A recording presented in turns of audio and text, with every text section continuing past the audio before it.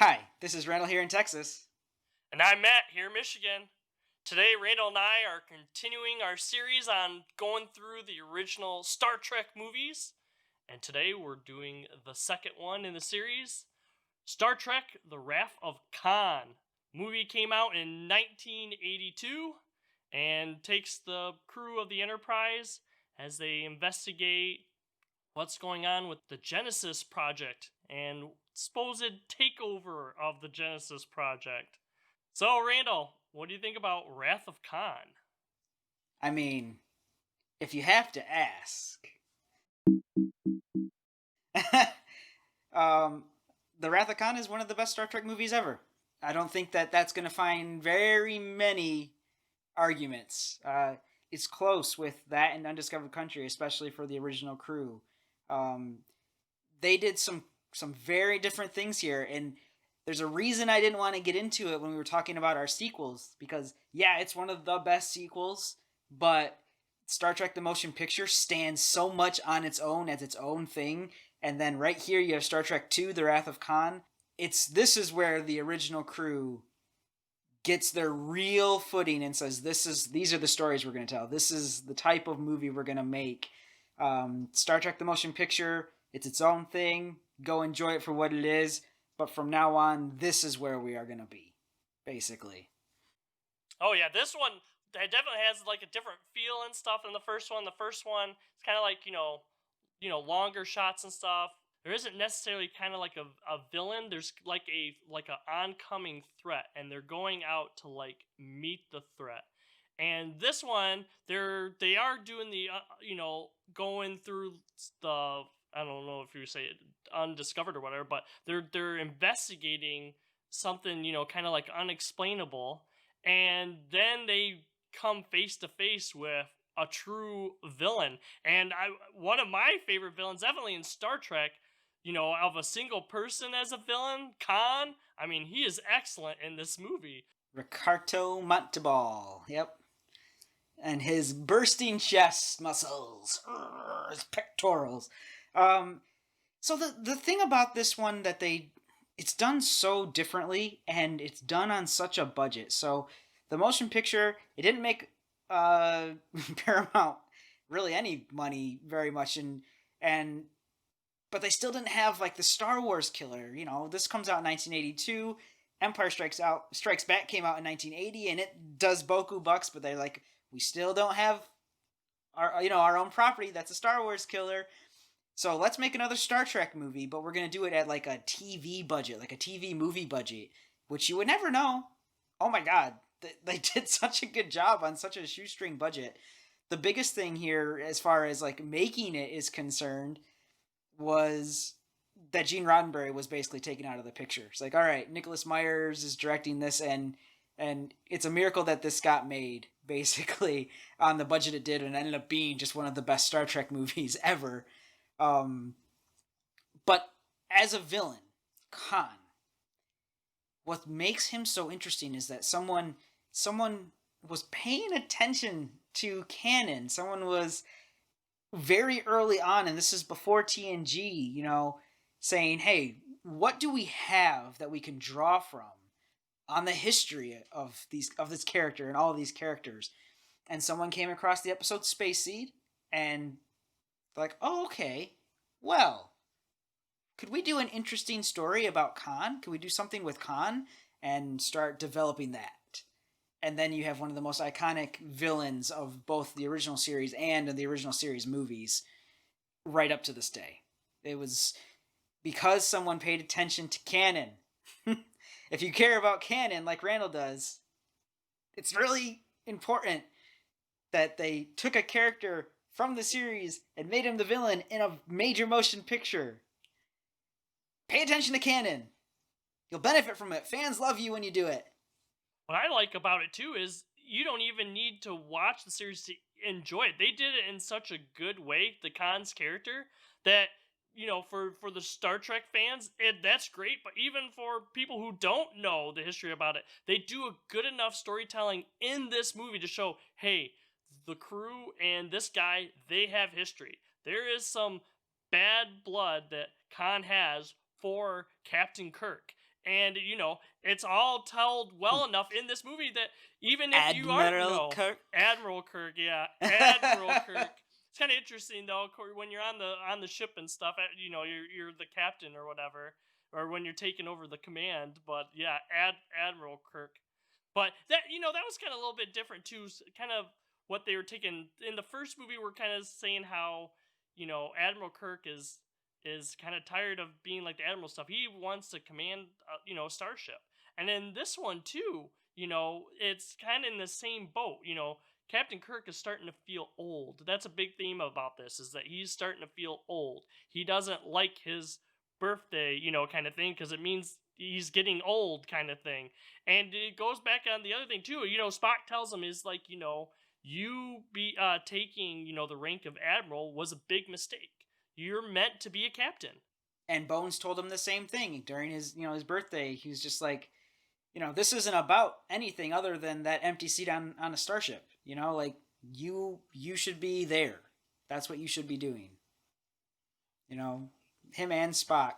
The thing about the original movies, especially this one, they really drive it home quite a bit.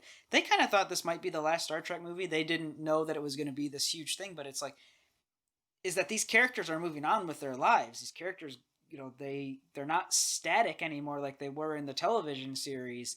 They do get old. They do, they do have things, and you see this play out throughout these 6 films. It's something that they did a lot better than with like the TNG movies, where you see some forward motion, but for the most part they're just trying to like, here's a movie starring these characters. They did a really good job. Like, hey, this is really what you're made to be, Kirk. And you know it, and everyone else knows it. Just like this, the world's worst kept secret, basically. It's fun to watch because not only do you have action scenes, but you have a lot of drama, but you also have these complicated characters doing complicated things, going through complicated times in their lives. Oh yeah, totally agree on that or whatever. And that's what made the motion picture really good too. Is kind of thing those character developments and everything on that. Because like I said, it isn't just like a straightforward cookie cutter kind of like, hey, we're just gonna take a basic story and we're just gonna wrap Star Trek characters around them. Like we continue to go on these movies. We are continuing to develop these characters more. We aren't just giving them the same problems or just give them completely off, thing problems and then just pushing it into this character kind of thing. It is really good development. I think this movie does a really good job on building on the previous movie. This one, takes another step in that character development. Yeah, and to juxtapose or in juxtaposition to the older main characters, Kirk, Spock, McCoy, Scotty, they're the really experienced crew. You also have a very inexperienced main crew, like the underlings, the lower decks, basically. It's set from the very beginning, like this is a more or less a training cruise that they end up being put into this position. It's no longer the right crew in the right place at the right time like it was for Star Trek the Motion Picture, where you had a very experienced crew. Now it's, you have very experienced upper... I cannot think of the word right now. Upper echelon or whatever, or upper... Not echelon. Captains, commanders, they're all officers! Yeah, so you have this really experienced crew of officers, but below that, the typical crew of the Enterprise is very, very green. So they're in complete juxtaposition of this very experienced, well-oiled machine that is Kirk, Spock, McCoy, Scotty, Aurora, Sulu, etc. And, we're not quite sure that they're up to the task. So, you get a rousing speech from William Shatner. It's like, I know that none of us expected to be here, but I know you're going to do your best, and I know that you're going to do your jobs. I think it's kind of interesting too that these are like almost like recruits, people being trained and stuff, and how at the beginning, Kirk and everyone is kind of basically just throwing out protocol and stuff. Like they're training them, so they're teaching them how to follow protocol and everything. And then the lesson changes when stuff actually happens. It isn't. It's knowing protocol and knowing how to follow protocol, but also how when to bend protocol or whatever. Because that's the thing too. Khan, he's this big tactician, and he basically knows what Kirk is supposed to do. Like that's what got him kind of in trouble. Like Kirk got caught with his pants down kind of thing at the beginning, because he knew what it you do when you come across another Federation starship and stuff, and what it is. So Khan knew exactly when to raise the shields, when to attack, and where exactly to hit the Enterprise to pretty much put it out of commission or whatever for the fight. And really, Kirk then does a 180 on that, and he's like, okay, well, Khan's a great tactician, but I know Starfleet, I know Starfleet vessels, and now we can kind of even the playing field later in the film when he remotely forces the Reliance shields down, so that they can marshal an attack. It is really, it's a chess game. It's a three-dimensional chess game going on between these characters near the end when they actually start the shooting at each other. But in between the shooting at the beginning and the shooting at the end, there's a whole lot of character story and a whole lot of character development happening. Kirk basically goes down to the Genesis, well, really, the space station, Regula, and then down to the Genesis cave where he finds his son and his ex-lover. He gets more of the character getting old, the character growth. She never told him about his son. This is the first time that Kirk has ever met his son, and he has to deal with that on top of everything else, being put in this position. And then you get one of the famous lines where it's just like, you messed up again, Khan. You messed up. You got everyone. You keep missing me, you keep missing the target. And Khan's just like, you know what? It's enough that I know that you're hurt. It's enough that I know that you're going to die down there, basically. Killing you would be one thing, but it's far worse to make you basically endure what I had to endure. Yeah, pretty much. And then obviously you get the very famous insert clip here.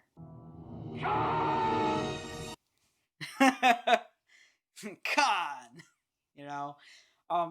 So yeah, like a lot of people, if you haven't seen this movie in a long time, you might remember just like the action scenes, but there's so much more to this movie than the action sequences.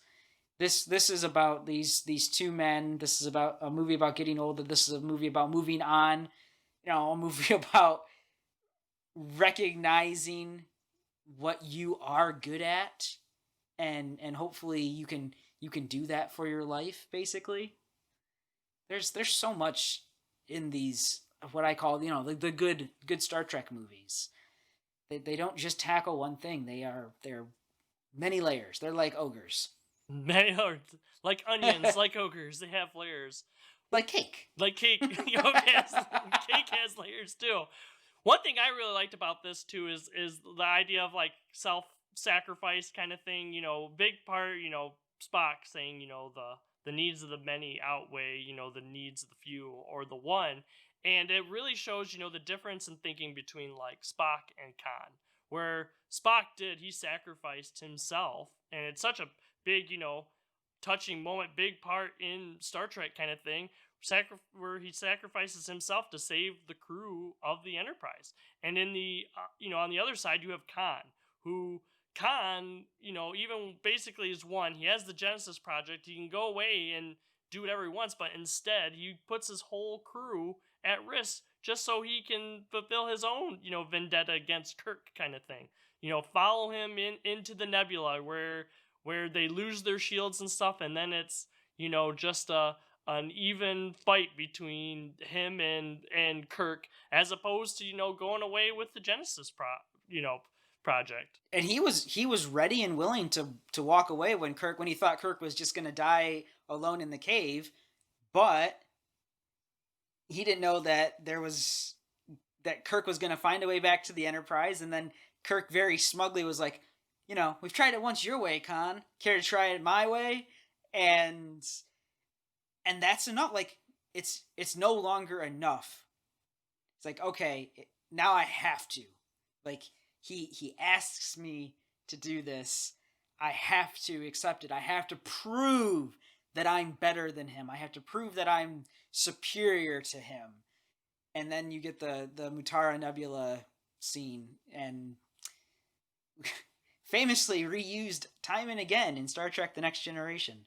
God, they used that. They made their money's worth with that. but yeah, and then like you said, it is such an emotional scene. Some movies you watch and they wear you down. You're just like, okay, I'm numb to that scene now. Every time I watch The Wrath of Khan, the scene between Kirk and Spock, and when Spock's on the other side of the glass, every single time it gets me. It never gets numb to me. It only gets worse every single time for me. I'm like, oh my god, it's such a well done scene. Even if you only knew these characters from this specific movie, you can see throughout the film that they have a long, good friendship. And then at the end, for Spock to sacrifice himself. And then the funeral scene where Kirk is just like, he's just, trying to hold back his tears, trying to be the captain and putting his friend to rest. It fundamentally changed, Star Trek, because at that point, no one dies in Star Trek, Like, even in Star Trek the Motion Picture, the people who die are red shirts, but, like, none of the main characters ever die. Star Trek II: The Wrath of Khan fundamentally changed the way that Star Trek could do things. I'm glad you mentioned the funeral scene and stuff too, because honestly, to tell you the truth, it wasn't even like the death scene that really got me, even though that was really big character development for Kirk. I mean, Kirk he doesn't lose. He doesn't believe in a no-win situation. That's a big part of this movie.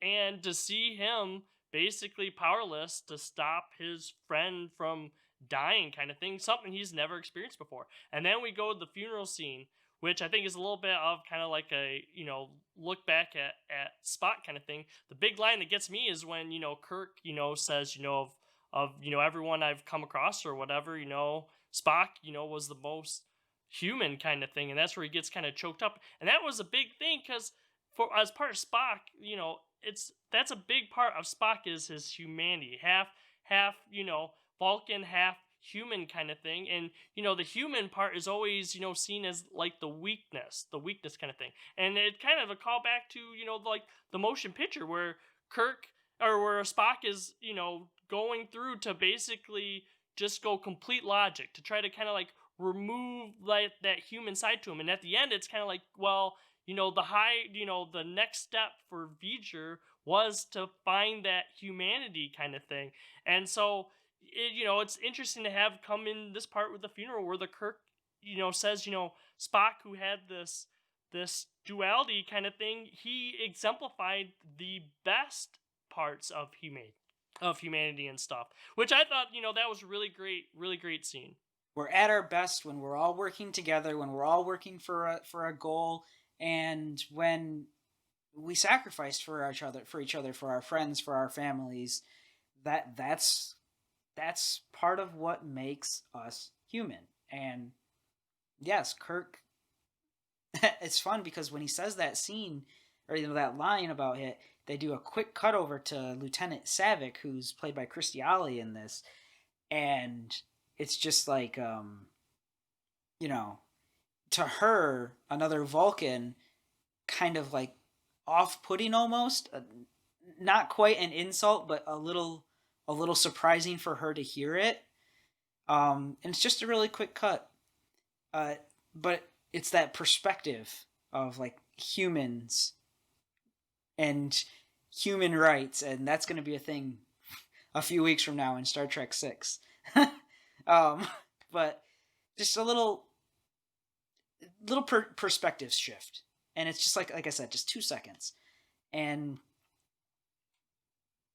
there's a lot of that in good Star Trek. There's a lot of, make sure you're not just looking at it from the way that you normally do. Look at it from the way someone else might look at it as well.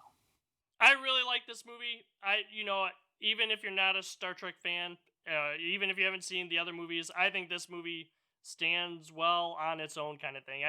That's what makes this such a good movie, such a good, sequel to go back to, like our sequel discussion. This movie makes the characters better and stuff, and it's good on its own. As you don't really have to know much of the previous movies or what really comes after this one. I think this is a good contained film for any real movie fan, not just Star Trek fans. Yeah, definitely. Make sure that you keep your eye out for more of these because we're going through all of the original Star Trek movies. We've already done Star Trek The Motion Picture, so check that out if you haven't seen it. Next week, Star Trek 3. Spoiler alert, The Search for Spock. That's what we're doing. I don't know where to go with that. That segue ended up really bad, man. It's all right. It's all right. Take us out, please. Yep. If you guys like this review, be sure to give us a thumbs up, comment below to see more of our videos and to get notified of when our next videos come. Be sure to subscribe and ring the bell. Also, check out our Facebook page. We will give you a heads up the day before what the video is going to be coming out next. So be sure to check out that and to keep in touch with us. For now, I'm Matt here in Michigan. See you guys. And I'm Randall here in Texas. Everyone have a great day. Next time on No Market Media. Please consider checking out some of our other videos.